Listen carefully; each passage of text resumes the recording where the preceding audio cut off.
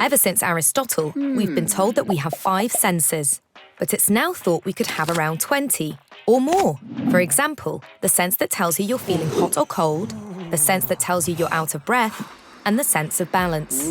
We don't consciously experience the raw information all these senses generate because the brain is constantly engaged in the act of perception, the analysis, synthesis, and interpretation of all that data. Perception can utilize what's known as bottom-up processing, whereby the brain relies on analyzing sensory data.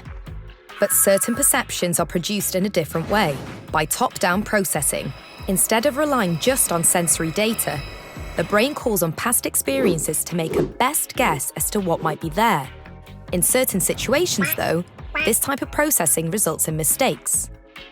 Like this, you're probably seeing 2 different colours here, but in fact, there's only one.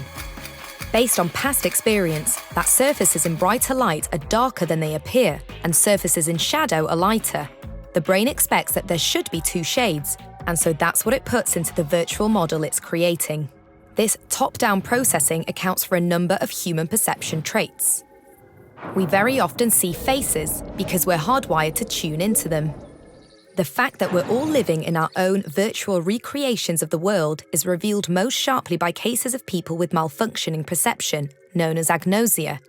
It's a general term that covers many different conditions. What they all have in common is that the senses are still working perfectly. The brain is receiving the same information it always did, but its ability to process, interpret, and recognize is damaged. Someone suffering from prosopagnosia, for example, has serious difficulty recognizing people by looking at their faces, but could still recognize them instantly from the sound of their voice. In extreme cases, sufferers can't recognize their own image in a mirror.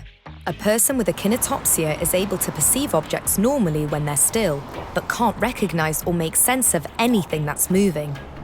When someone with auditory verbal agnosia hears words, they just hear meaningless noises, so they can't have a conversation.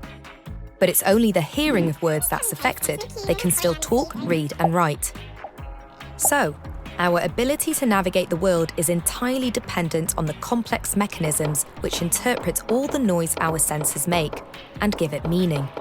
Or, as the famous neurologist Oliver Sacks put it, every act of perception is to some degree an act of creation. Thanks for watching. Don't forget to subscribe and click the bell to receive notifications for new videos. See you again soon.